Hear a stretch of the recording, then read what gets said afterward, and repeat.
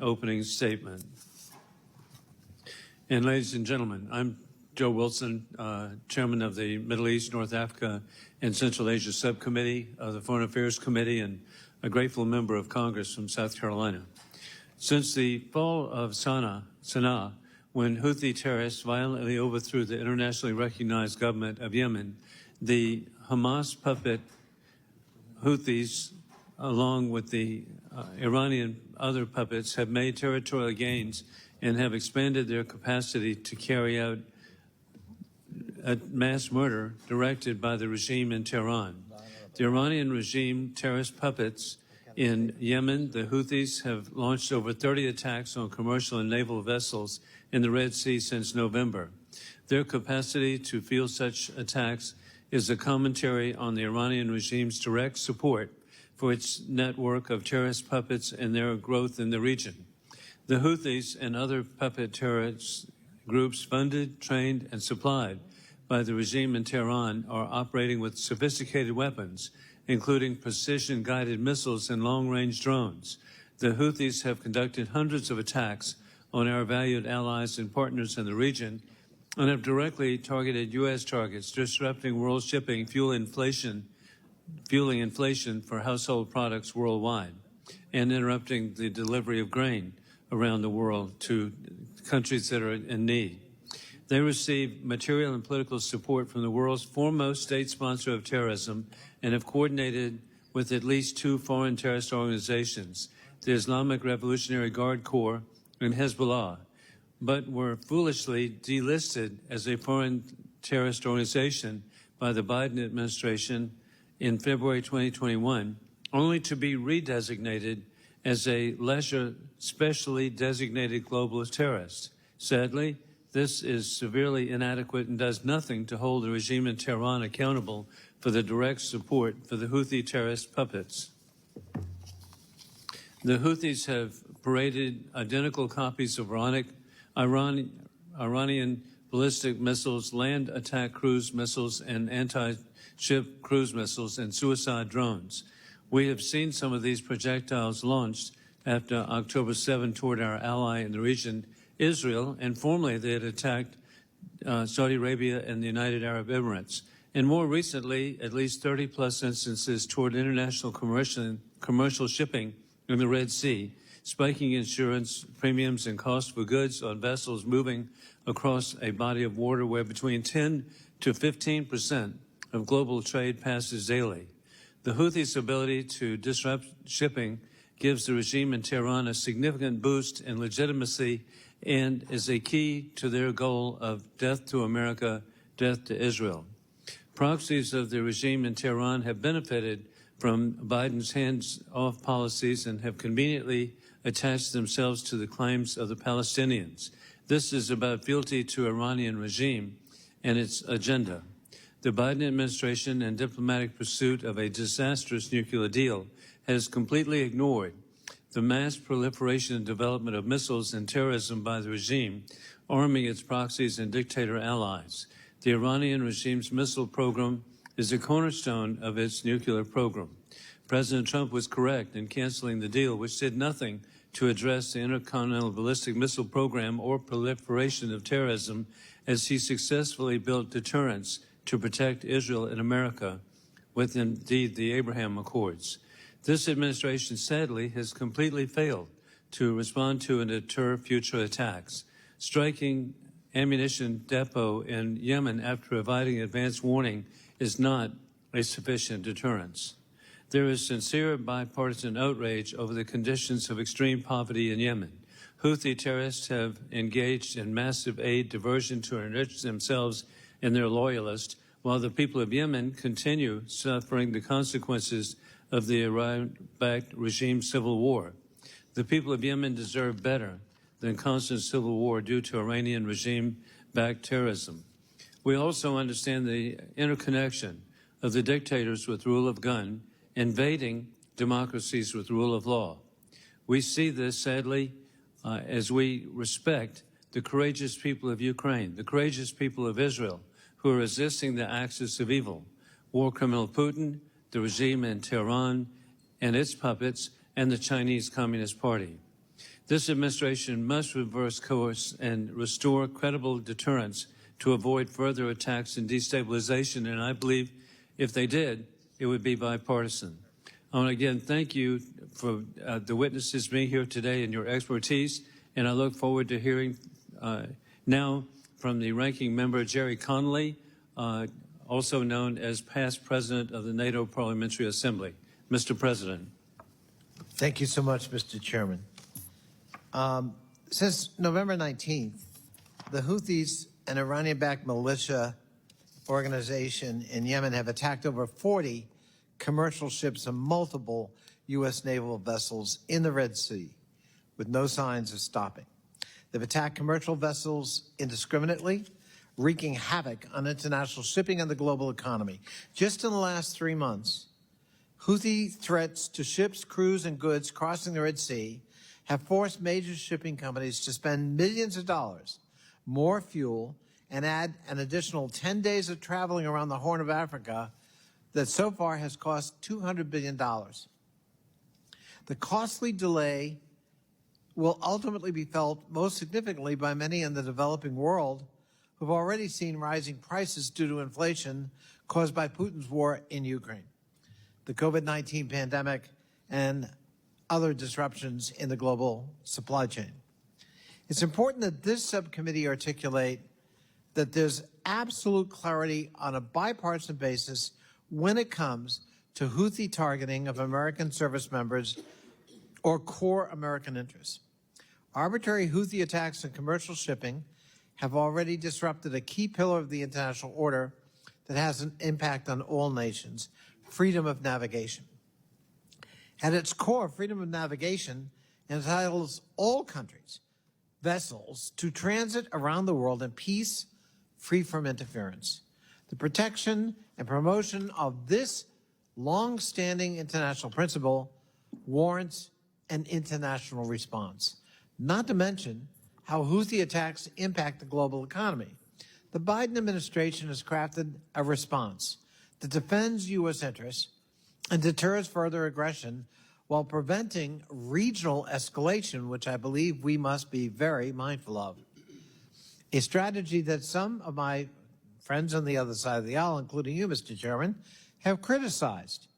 A successful strategy is one that utilizes all the tools in our toolbox: diplomatic, economic, and if needed, and only as a last resort, military action. Some of my colleagues would like to see an administration that acts unilaterally to impose great costs on Iran and its proxies, committing American blood and treasure to another endless war in the Middle East, all while neglecting the devastating humanitarian situation in Yemen. Let's be clear. Calls for direct strikes on Iran are dangerous and undermine the administration's efforts to prevent an expanded conflict. A restart to civil war in Yemen will not achieve American objectives. And the Biden administration rightly sought to prevent wide-scale famine for Yemen civilians while degrading Houthi military capabilities and defending U.S. servicemen and facilities in the region. Such a strategy is critical for the millions of Yemenis who remain dependent on outside humanitarian aid for even the most basic of necessities. According to the United Nations, 18.2 million people in Yemen, more than half of its population, depend on such humanitarian assistance. 4.5 million Yemenis are considered internally displaced, and 17.6 million are food insecure. Years of bombing, ground combat, destruction, and impoverishment from the brutal war that had preceded this set of events forced millions of Yemeni civilians to suffer persistent food scarcity, resulting in near-famine conditions and widespread malnutrition, especially among children, recurring disease, medical goods shortages, and extreme economic hardship. A rupture of the tenuous ceasefire brokered in Yemen would mean another hot conflict in a region that can ill afford it. Since before the Houthis started attacking commercial shipping in November, the Biden administration clearly stated it is not interested in a broader conflict in the region. The administration has made clear that the United States will not hesitate, however, to protect our personnel both through action at the UN and direct military strikes. And it has followed through on that commitment. The United States supported a Security Council resolution condemning the Houthi attacks and urging against regional escalation in the days leading up to the military action, making the case to the international community on the need to hold the Houthis accountable for their action. The administration also imposed additional powerful sanctions on the Houthis by designating the group as a specially designated global terrorist group. This powerful measure sanctions the facilitation and support networks coordinated by Iran, which help keep the Houthi militants armed and equipped.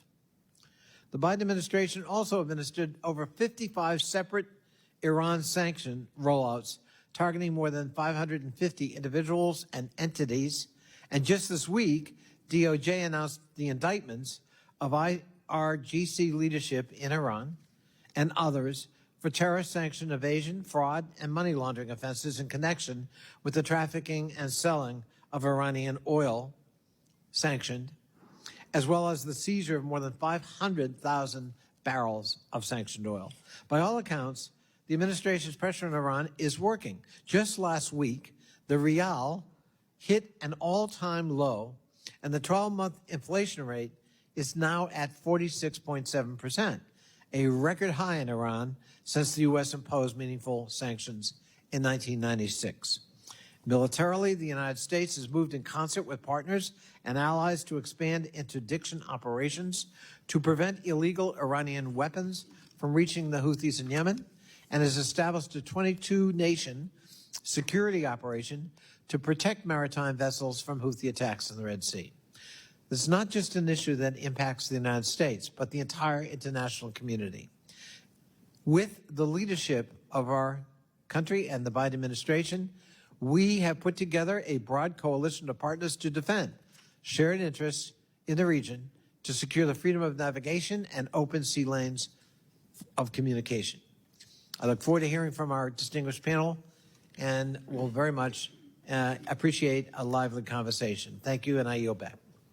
Thank you very much, Congressman Connolly. As an indication of how important this hearing is, we're very grateful to welcome the chairman of the Foreign Affairs Committee, and we now recognize the Chairman Mike McCall from Texas for his opening statement. Thank you, Mr. Chairman and Ranking Member Connolly. Since Hamas's brutal October 7th attack on Israel, Iran's proxies throughout the Middle East have launched assault after assault on the United States and our partners. The Houthis in Yemen have launched dozens of attacks against international shipping in the Red Sea and Gulf of Aden. These ongoing Iran-backed attacks threaten a wide array of international interest. They're driving up shipping costs, increasing insurance rates, and disrupting global supply chains. The Houthis' latest escalation is a symptom of the international community's failure to address the Houthi threat. For years, the Houthis have benefited from support provided by Iran and Hezbollah, which transformed this group of ragtag guerrillas into a fighting force with the capacity to destabilize the entire region and disrupt global trade. But the world has consistently downplayed this threat and Iran's role in enabling it. The Biden administration's policies have emboldened the Houthis at the expense of our regional partners. And by projecting weakness on the world stage, this administration has invited aggression. While Iran was smuggling weapons to the Houthis, this administration was busy lifting terror designations and cutting off support to Saudi Arabia and amid Houthi cross-border fire. Appeasement has no place in U.S. foreign policy, but that is exactly what has occurred in Yemen and beyond. Even now, this administration continues to treat the Houthis with kid gloves. They are promoting a UN peace deal that would legitimize the Houthis' violent, autocratic rule over millions of innocent Yemenis and secure Iran's foothold in Yemen. And despite redesignating the Houthis as a specially designated global terrorist organization, President Biden has refused to use the strongest tool at his disposal, and that is the foreign terrorist organization designation that they had prior to this administration. I think it's time to recognize them for who they are and redesignate them as a foreign terrorist organization. There could be no denying that the Houthis are terrorists and present a real threat. As attacks by the Houthis continue, urgent action is clearly needed to deter them and defend U.S. national interest. I look forward to this hearing and to hear how we can work with our allies and partners to protect our service members and the global economy, as well as steps to promote stability in the region. For nobody wants war. Nobody wants an escalation. Nobody wants war with Iran. But history teaches us that if we do not act in strength, but rather weakness, we will invite aggression, conflict, and war. It's as old as Neville Chamberlain and Hitler. Churchill talked about appeasement. Reagan talked about peace through strength. If we do not project strength, we will get conflict and war. 160 attacks on our soldiers in Iraq and Syria, and then Tower 22 in Jordan, with little response. It only begets more violence. Deterrence is necessary to promote peace in the region. And Mr. Chairman, I want to thank you for holding this very important hearing. And with that, I yield back. Thank you. Thank you very much, Chairman Mike McCall. And we're pleased to have distinguished witnesses with us today. Ms. Simone Ledeen, the former Deputy Assistant Secretary of Defense for the Middle East. We're grateful to have also Dr. Kenneth Pollack, a former CIA analyst and NFC National Security Council Director for the Persian Gulf. Finally, we have Dr. John Alterman, Senior Vice President Director of the Middle East Program at the Center for Strategic and International Studies. We want to thank you all for being here today. Your full statements will be made part of the record, and I'll ask each of you to keep your spoken remarks to 5 minutes in order to allow time for member questions. I now recognize Secretary Ledeen for her opening statement. Chairman McCall, Chairman Wilson, Ranking Member Connolly, distinguished members of the subcommittee, thank you for the opportunity to testify today. My name is Simone Ledeen, and I previously served as Deputy Assistant Secretary of Defense for the Middle East. The Middle East is at a pivotal moment. The region is currently embroiled in a high-stakes, multi-dimensional conflict fueled by Iran's calculated aggression against the United States, Israel, and others. The evidence is clear. The Iranian regime is sowing this discord, which threatens international peace and stability. From the shadows, the regime is advancing its agenda by planning and funding attacks by its proxies. My focus today will be on one of these Iranian-backed proxies, the Houthis in Yemen, and how the U.S. should respond to accelerating Iranian aggression. The Biden administration's timid approach towards Iran has placed U.S. service members and crucial global trade routes at grave risk. The administration's policy of appeasement toward the Iranian regime has proven to be a dangerous fantasy, setting the post-Abraham Accords Middle East on fire.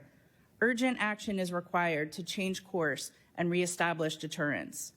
The Iranian-backed Houthis have escalated their attacks on commercial shipping and U.S. naval warships in the Red Sea since November 2023. The Houthis have used drones, missiles, and small boats to target both commercial and naval vessels across the southern Red Sea, the Bab el-Mandeb Strait, the Gulf of Aden, and the Arabian Sea. Companies have had to reroute ships around Africa, increasing shipping costs and travel times. Normally, an estimated 12% of international trade, amounting to over $1 trillion in goods, navigates through the Red Sea and the Suez Canal annually. Since the Houthi attacks began, freight rates from East Asia to Europe have surged over 200%. Since October 2023, the Houthis have used an alarming array of increasingly sophisticated weapons, including cruise missiles and land attack cruise missiles, unmanned aerial vehicles, unmanned surface vessels, essentially remote-controlled bomb boats, and anti-ship ballistic missiles, or ASBMs, making the Houthis the first in the world to deploy ballistic missiles against ships, signaling a sophisticated leap in their military capabilities, which now align with those of only a very few nations. At the same time, Iran and its allies have been exploiting maritime navigation systems to conduct operations with relative impunity in the Red Sea, often disguising their activities under the flags of China, Iran, or Russia. The Dark Fleet, as these ships have been called, enjoys a peculiar immunity from Houthi attacks, navigating with relative impunity, a fact which points to a level of coordination which should concern us all. The Houthis pose a multifaceted threat to Yemen, the broader Middle East, and U.S. service members.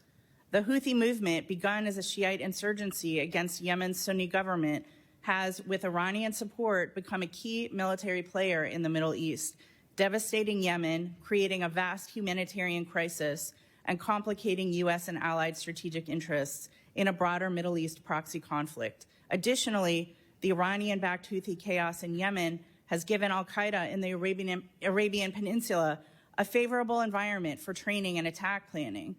This is the same terrorist organization responsible for the USS Cole bombing and the Charlie Hebdo attack. The Houthi movement, central to Iran's strategy to increase its influence and disrupt the Middle East status quo, has escalated Gulf region tensions through missile and drone attacks on Saudi Arabia, endangering global oil supplies.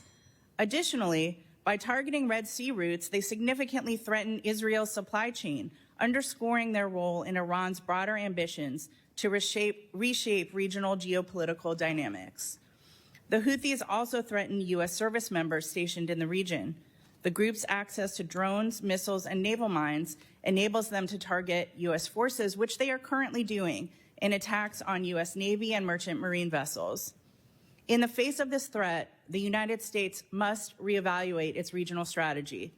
The contrast between the optimism fostered by the Abraham Accords in 2020 and the current reality could not be more stark. The disillusionment with the Biden administration's regional policy is palpable among our partners and allies. The Biden administration's early diplomatic efforts in the region, including pressuring Saudi Arabia to cease hostilities against the Houthis, delisting the Houthis as a foreign terrorist organization in February 2021, and attempting to revive the Joint Comprehensive Plan of Action with Iran, has instead only emboldened them. According to the Foundation for Defense of Democracy, since the start of the Biden administration, Iran has successfully exported oil worth more than $100 billion. This dramatic increase in oil revenue explains how Iran is funding its terrorist proxies externally and domestic oppression internally. To effectively counter Iran and its proxies, the United States must take several steps.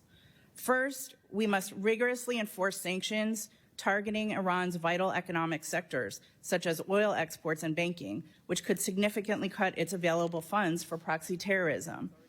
Second, the U.S. must establish deterrence and protect freedom of navigation by decisively targeting the Houthis and their IRGC sponsors, moving beyond the current ineffective defense-only strategy.